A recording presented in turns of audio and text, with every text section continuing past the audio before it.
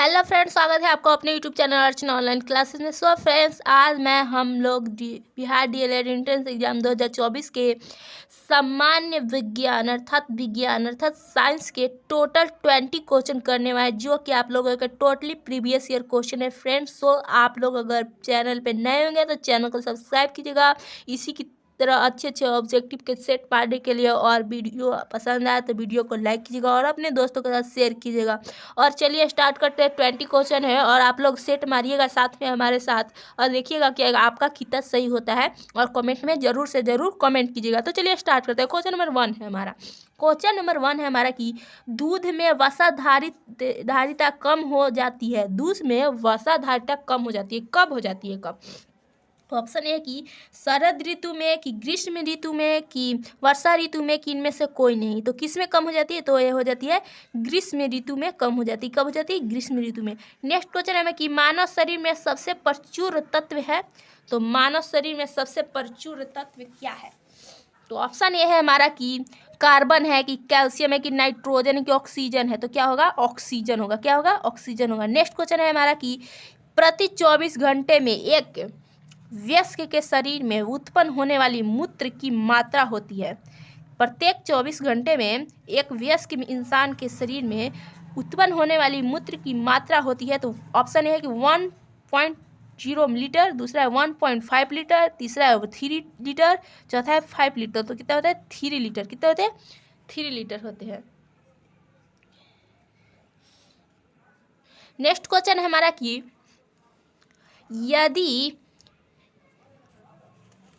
यदि आप एक समतल दर्पण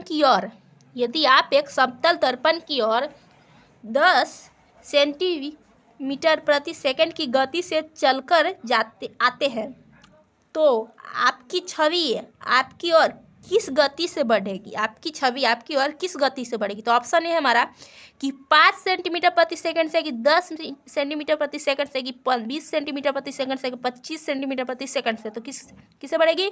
20 सेंटीमीटर प्रति सेकंड से। नेक्स्ट क्वेश्चन हमारा कि यदि वायुमंडल ना होता तो दिन की लंबाई कैसी होती? कुछ समय कुछ कम हो जाती, ऑप्शन ए है। ऑप्शन बी है कि कुछ अधिक हो जाती। ऑप्शन सी है कि अप्रभावित होती। ऑप्शन डी है कि लगभग आधी रह जाती। तो ऑप्शन सी हमारा सही हो जाएगा, अप्रभावित। अगर वायुमंडल ना होती तो दिन की लंबाई भी यही होती। ठीक। नेक्स्ट क्वेश्चन है हमारा कि टेप रिकॉर्डर में उपयुक्त प्लास्टिक टेपों पर किस पदार्थ का लेप होता है? वह है ऑप्शन ए कि जिंक ऑक्साइड का, कि मैग्नीशियम ऑक्साइड का, कि आयरन सल्फेट का, कि आयरन ऑक्साइड का। तो किसका होता है?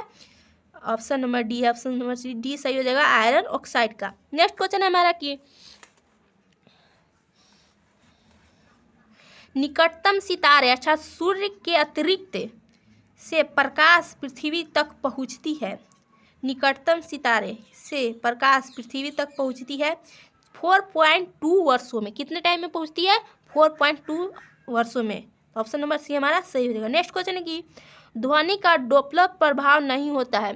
ध्वनि का डोपलर प्रभाव नहीं होता है जब क्या? ऑप्शन नंबर ए हमारा कि ध्वनि का स्रोत पर यह वेक्षक से दूर होता जाता है। नेक्स्ट है कि ध्वनि का स्रोत पर्यवेक्षक से निकट आता जाता है। नेक्स्ट है ध्वनि का स्रोत पर्यवेक्षक और स्रोत को जोड़ने वाली रेखा में समकोण चलता है। नेक्स्ट है कि स्रोत अति उच्च आवृत्ति की ध्वनि उत्पन्न करता है। क्या करता है? स्रोत अति उच्च ध्वनि की आवृत्ति उत्पन्न नहीं। ऑप्शन नंबर ये हमारा सही हो जाएगा कि ध्वनि का स्रोत पर्यवेक्षक से दूर होता जाता है। ऑप्शन नंबर ये हमारा सही हो जाएगा। ठीक है। नेक्स्ट क्वेश्चन है हमारा कि परमाणु की प्रभावी त्रिज्या है। ऑप्शन ए है कि 10 के पावर -6, 10 के पावर -10, 10 के पावर -14, 10 के पावर -15। तो क्या हो जाएगा? 10 के पावर -15 सही हो जाएगा। परमाणु की प्रभावी त्रिज्या 10 के पावर -15।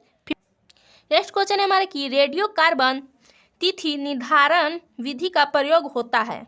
ऑप्शन ए कि भवनों की आयु का पता चलाने को, जीवाश्मों की आयु का पता चलाने को, कि चट्टानों की आयु का पता चलाने को, कि उपयुक्त सभी को। रेडियो कार्बन तिथि निर्धारण विधि का प्रयोग होता है जीवाश्मों की आयु का पता लगाने को। तो ऑप्शन नंबर बी हमारा सही हो जाएगा। नेक्स्ट क्वेश्चन है हमारा कि ब्रांकाइटिस एक रोग है, ब्रांकाइटिस एक रोग है। ऑप्शन ए है कि रक्त का, दूसरा है यकृत का, तीसरा है अंतड़ियों का, चौथा है फेफड़ों का। तो किसका है ब्रांकाइटिस, किसका रोग है? तो यह है फेफड़ों का रोग है। ठीक है।